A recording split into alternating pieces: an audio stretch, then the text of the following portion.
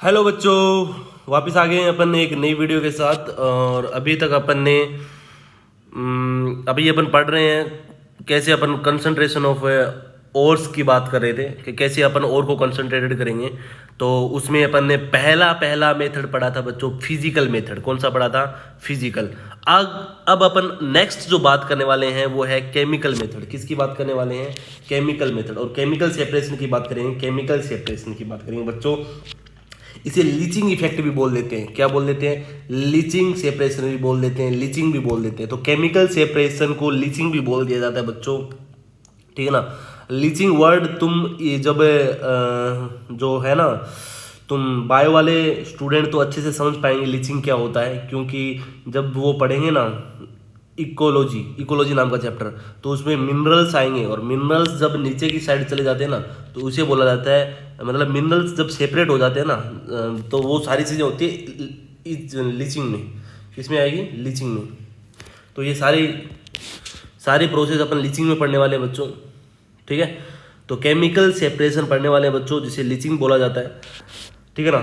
तो ये प्रोसेस क्या होती है वो समझते हैं। In this process we use to the suitable agent का यूज करेंगे, विच रिएक्ट विद और, जो और के साथ रिएक्ट करेगा, है ना। और फॉर्म ए वाटर सोल्यूबल कॉम्प्लेक्स, क्या बनाएगा? एक वाटर सोल्यूबल कॉम्प्लेक्स बनाएगा। While the impurity remain insoluble, और वहां पर इम्प्योरिटी क्या रहने वाली है? वापिस से इनसोल्यूबल रहने वाले बच्चों, है ना। और ये रहने वाले हैं एप्लीकेबल फॉर, किसके लिए एप्लीकेबल रहने वाला है लीचिंग? ये किसके लिए रहेगा? Aluminium AgAu। याद रखना, AlAgAu के लिए केमिकल सेपरेशन चाहिए बच्चों, केमिकल सेपरेशन चाहिए। ये याद रखना, दिमाग में बिठा लेना। एल्यूमिनियम के लिए कोमा Ag के लिए और Au के लिए। अब देख लो, मैं यहाँ से ही उठाऊंगा, एल्यूमिनियम के लिए उठाऊंगा पहले, फिर Ag के लिए, फिर Au के लिए। बच्चों बहुत ही ज़्यादा आसान है, बहुत ही ज़्यादा आसान। इतना आसान है कि तुम कहोगे कि सर वाह मज़ा आ गया। तो यहाँ पर ये 3 एग्जाम्पल है बच्चों जिनके लिए लीचिंग लगती है। किसके लिए लगती है? तो याद रखना, लीची किसके लिए लगेगी? Ag Au, है ना। तो याद रखना, ए 3A के लिए क्या लगेगी? A की क्यूब के लिए लगेगी क्या? लीचिंग। A से मतलब एल्यूमिनियम, A से मतलब Ag, और A से मतलब Au। इसी के लिए लीचिंग लगेगी बच्चों, ठीक है ना। केमिकल सेपरेशन लगेगा। अब देखो, एल्यूमिनियम होते हैं ना, एल्यूमिनियम के 2 क्या मिलते हैं? और मिलते हैं। एल्यूमिनियम के ओर को बॉक्साइड बोला जाता है। क्या बोला जाता है? बॉक्साइड बोला जाता है, जिसका Al2O3 अपन पहले ही पढ़ चुके हैं, 2H2O, ये बॉक्साइड होता है। रेड बॉक्साइड होता है ना, रेड बॉक्साइड में इंप्योरिटी होगी Fe के ऑक्साइड की। किसके?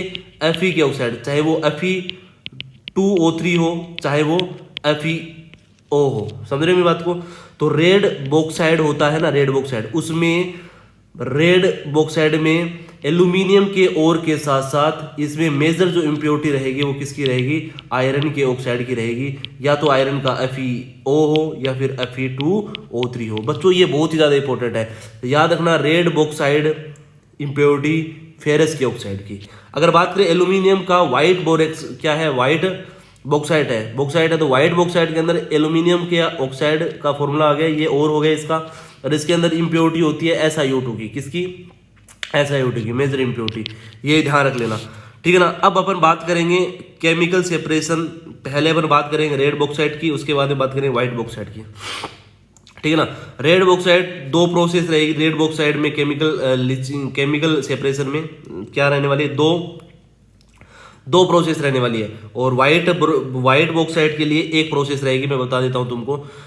बहुत ही ज़्यादा सिंपल है, तो बहुत ही ज़्यादा सिंपल है। अभी देखो, पहले अपन एल्यूमिनियम को निपटाएंगे, उसके बाद में Ag और Au को निपटाएंगे। तो साथ में Ag और Au को साथ में निपटाएंगे, और पहले एल्यूमिनियम को सेपरेट निपटा लेते हैं। तो एल्यूमिनियम के 2 और मिलते हैं, एक तो होता है रेड बॉक्साइड और एक होता है व्हाइट बॉक्साइड, है ना। रेड बॉक्साइड में इंप्योरिटी मेजरली मिलती है आयरन के ऑक्साइड की, है ना। और इसमें इंप्योरिटी जो मिलेगी वो मिलेगी सिलिकॉन के ऑक्साइड की। अब इन दोनों को अलग करना है मेरे को, यहाँ से ये आयरन का ऑक्साइड अलग करना है, यहाँ से मेरे को सिलिकॉन का ऑक्साइड करना है। तो पहले मैं रेड बॉक्साइड की बात कर लेता हूँ बच्चों, पहले किसकी बात कर लेता हूं?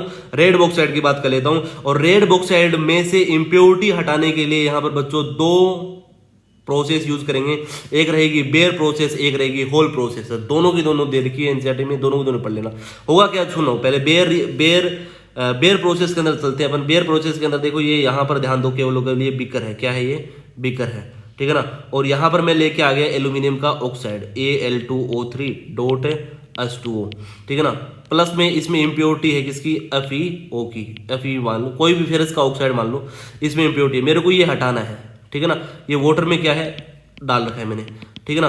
अब मेरे को पता है वाटर में कौन सोल्यूबल है कौन इनसोल्यूबल है, तो देखो यहाँ पर क्या होगा, वाटर में दोनों ही इनसोल्यूबल है, क्या है, दोनों ही इनसोल्यूबल है। फिर मैंने यहाँ पर इस बीकर के अंदर मैंने क्या डाल दिया, NaOH डाल दिया। NaOH डालते ही NaOH रिएक्शन कर लेगा किसके साथ है, इस ओर के साथ है, एल्यूमिनियम के ओर के साथ, और यहाँ पर बनेगा Al2O3, और ये हाइड्रोजन के अंदर रिएक्शन आ चुकी है। NaOH के साथ रिएक्शन करने के बाद में बनता है NaAlO2, और ये कंपाउंड होता है वो वाटर के अंदर क्या होता है बच्चों, सोल्यूबल होता है। तो देखो जब ये NaOH डालेंगे तो इस ओर के साथ रिएक्शन होगी, ओर के साथ रिएक्शन होते ही क्या होगा, ये ओर हो जाएगा सोल्यूबल, क्या हो जाएगा, ओर हो जाएगा सोल्यूबल पानी के अंदर, किसके अंदर, एक्वस के अंदर, ये क्या हो जाएगा, एक्वस के अंदर सोल्यूबल हो जाएगा।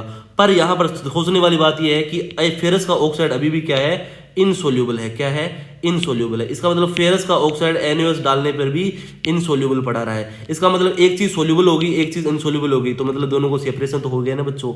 इसका मतलब देखो बेयर प्रोसेस के अंदर क्या होता है, एल्यूमिनियम का ऑक्साइड होता है, देखो एल्यूमिनियम का ऑक्साइड है ना, और यहाँ पर FeO है, मतलब फेरस का कोई ऑक्साइड है। देखो इसमें NaOH डालेंगे, NaOH डाला जैसे बीकर के अंदर मैंने वो समझाया वैसा वैसा डायग्राम बना लेना तुम, है ना। तो वहां पर क्या होगा, NaOH डालते ही ये बन जाएगा NaAlO2। ये वाटर में क्या होता है, सोल्यूबल होता है, ये वाटर में सोल्यूबल होता है, तो ये वाटर में सोल्यूबल होगा, परंतु Fe क्या होता है, NaOH के सोल्यूशन में ये इनसोल्यूबल है, तो इनसोल्यूबल है तो ये सोल्यूबल हो गया और ये इनसोल्यूबल हो गया, तो दोनों सेपरेट हो गए नहीं हो गए। फिर क्या होगा, दोनों को छलनी से छान लेंगे, तो ये तो छलनी में ऊपर रह जाएगा और ये छलनी में फिल्ट्रेट में आ जाएगा, फिल्ट्रेट में आ जाएगा। अब देखो अब तुम्हें क्या मिल गया, सोडियम एल्यूमिनियम ऑक्साइड मिल गया, ये मिल गया।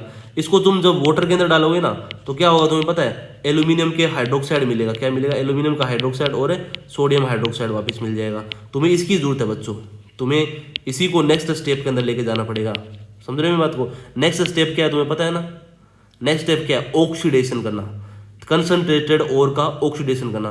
तो कंसंट्रेटेड ओर है ये देखो, एल्यूमिनियम का हाइड्रोक्साइड कंसंट्रेटेड ओर है, समझ रहे हो मेरी बात को। तो यहाँ पर इस प्रोसेस को बोला जाता है बेयर प्रोसेस। कैसे हुआ समझ में आ गया हो मेरे हिसाब से, देखो नहीं समझ में आया तो अच्छे से और समझ लो।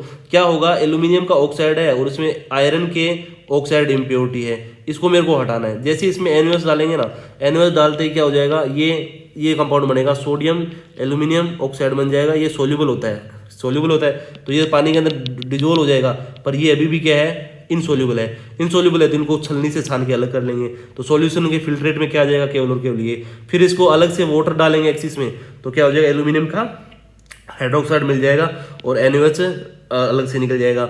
और यही एल्यूमिनियम का हाइड्रोक्साइड अब आगे नेक्स्ट स्टेप के अंदर यूज करेंगे। नेक्स्ट स्टेप कौन सी है, कंसंट्रेशन और का ऑक्सीडेशन या ऑक्साइड में कन्वर्ट होना, समझ रहे मेरी बात को। तो ये पूरी कहानी है, इसे इस मैकेनिज्म को बोला जाता है बेयर मैकेनिज्म, जो वास्तव में यूज होती है किसके लिए बच्चों, रेड बॉक्साइड के लिए। किसके लिए यूज होती है, रेड बॉक्साइड के लिए यूज होती है। अच्छा, रेड बॉक्साइड के लिए एक प्रोसेस और भी होती है जिसका नाम होता है होल प्रोसेस। जिसका होल प्रोसेस में देखो याद रखना, बेयर है तो NaOH है ना, और बेयर नहीं तो NaOH भी नहीं।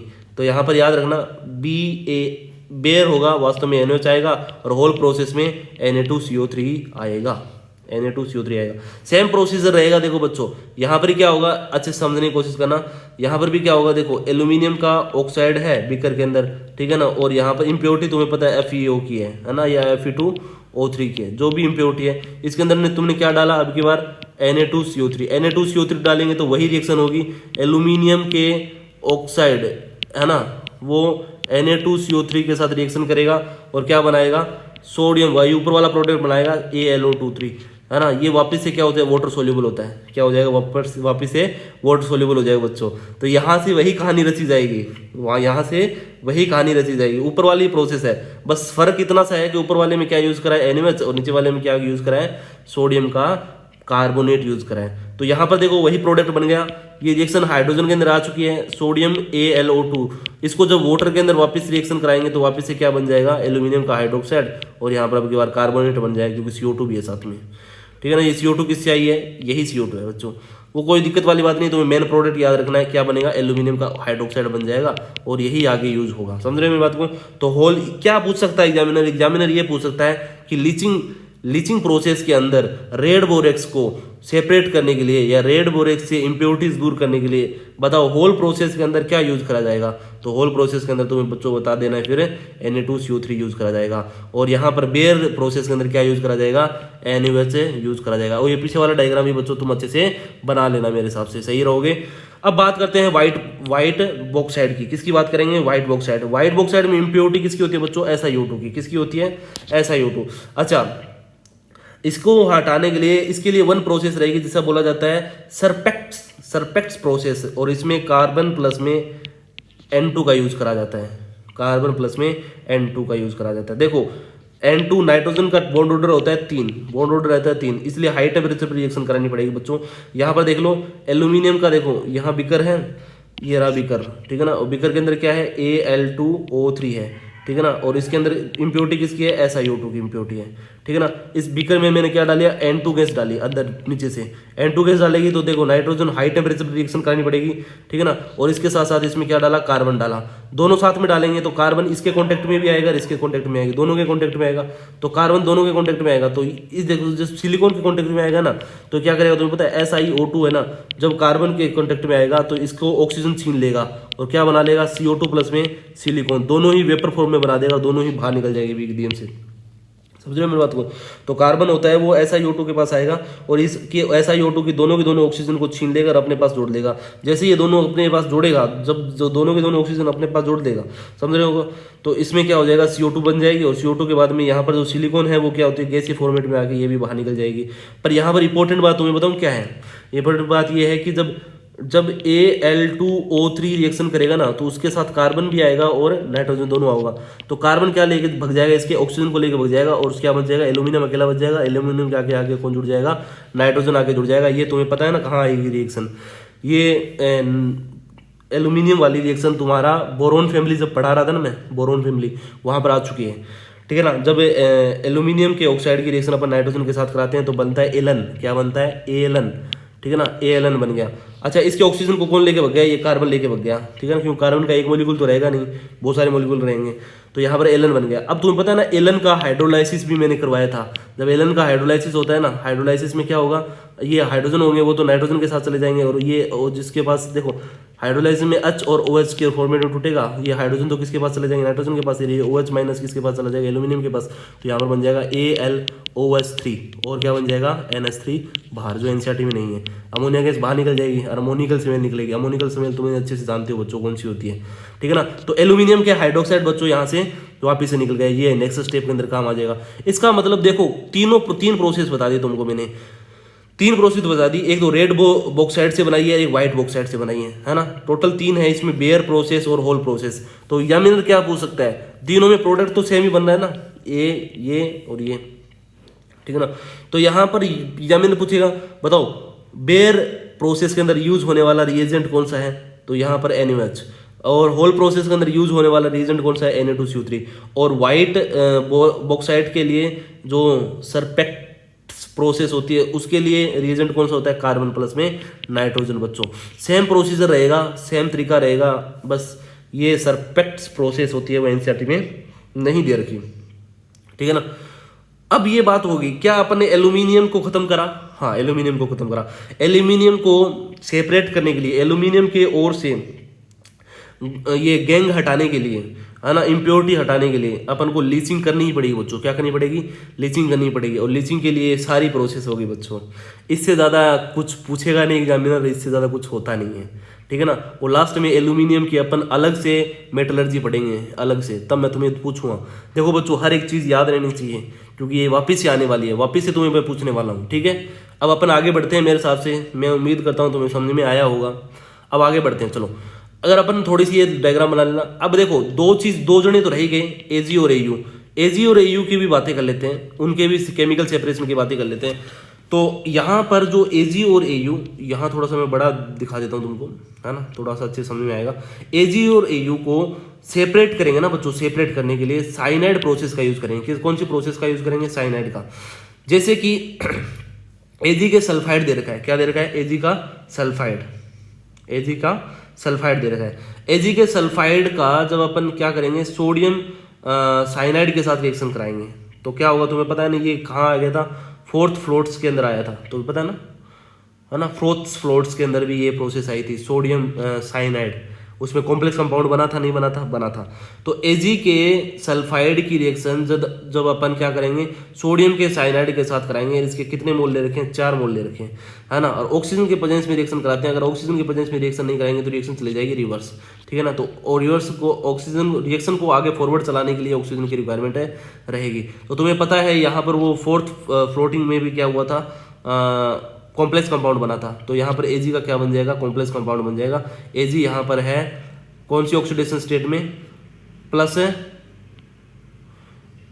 1 में, और +1 में Ag कौन कितनी कोऑर्डिनेशन नंबर रखता है बच्चों, 2 रखता है। तो यहाँ पर सोडियम के साथ इसने क्या बना लिया, कोऑर्डिनेशन नंबर 2 का एक कॉम्प्लेक्स कंपाउंड बना लिया, और यहाँ पर रिलीज हो गया Na2SO4, है ना। अब तुम तो कोऑर्डिनेशन अच्छे से पढ़ चुके हो बच्चों, अभी तुम्हें समझ में आ जाएगा Ag+1 के अंदर कौन सी ऑक्सीडेशन स्टेट कितने कोऑर्डिनेशन नंबर रखता है, 2, ठीक है ना। अगर मैं ही बात करूँ, यही मैं बात करूँ, आगे की साइड और बढ़ते हैं अपन, आगे की साइड बढ़ते हैं, तो यहाँ पर क्या होगा, यही कॉम्प्लेक्स कि जब मैं रिएक्शन जर्डन के साथ कराता हूँ, इसी कॉम्प्लेक्स को अपन सेपरेट कर लेंगे, ठीक है ना। तो इसी कॉम्प्लेक्स को अपन सेपरेट करके अगर मैं जर्डन के साथ रिएक्शन करूँगा ना, तो जर्डन के साथ जैसे ही रिएक्शन करूँगा तो ये जर्डन होता है ना, Ag को यहाँ से हटा देगा और जर्डन +2 के अंदर चला जाएगा। यहाँ पर ये कॉम्प्लेक्स कंपाउंड बन जाएगा, यहाँ पर जर्डन घुस जाएगा और Ag को यहाँ से निकाल देगा, और Ag यहाँ पर हो जाएगा प्रेसिपिटेट। तो Ag हो जाएगा सेपरेट, Ag हो जाएगा सेपरेट। तो Ag को केमिकल, ये एक प्रोसेस होती है, केमिकल प्रोसेस, जिससे सेपरेट करा जा सकता है, ठीक है ना। और ये अपन को प्योर Ag मिल गया, देखो Ag के सल्फाइड से Ag मिला है अपन को अब की बार, ठीक है ना। तो ये अलग ही प्रोसेस है, ठीक है ना। अब Au के भी केस में यही रहता है, Au की थोड़ा सा चेंज होता है। Au की जब सोडियम साइनाइड के साथ रिएक्शन कराएंगे, है ना, या फिर पोटेशियम साइनाइड के साथ रिएक्शन कराएंगे, किसी के साथ करा लो, Au को जब सोडियम पोटेशियम साइनाइड के साथ रिएक्शन कराएंगे इन वाटर प्रेजेंस में, ऑक्सीजन के प्रेजेंस में रिएक्शन करानी पड़ेगी, सेम ऊपर वाली प्रोसेस है। तो बन जाएगा Au कौन सी ऑक्सीडेशन स्टेट में बच्चों, बताना जरा मेरे को, ये भी अपना +1 ऑक्सीडेशन स्टेट में, और +1 ऑक्सीडेशन स्टेट में ये भी कोऑर्डिनेशन नंबर 2 रखेगा, और यही कंपाउंड बन गया। इसी कंपाउंड को अगर रिएक्शन कराऊं मैं जर्डन के साथ में, और KOH इसमें है ही, मतलब ये पूरे कॉम्प्लेक्स की रिएक्शन मैंने किसके साथ करा दी, जर्डन के साथ में, तो यहाँ पर बन जाएगा K2ZnO2, ठीक है ना, प्लस KCN और H2O2, ठीक है ना। और यहाँ पर Au क्या हो जाएगा, अलग से प्रेसिपिटेट हो जाएगा। तो इतना सही है, इतना ध्यान रखने की जरूरत नहीं है, फिर भी याद रख लेना, ये बहुत अच्छी बात है। तो याद रखना कि Ag और Au को लीचिंग प्रोसेस के लिए अपन को क्या करना पड़ेगा, साइनाइड प्रोसेस का यूज करना पड़ेगा, या तो पोटेशियम साइनाइड का यूज करो या फिर सोडियम साइनाइड का यूज करो, ठीक है ना।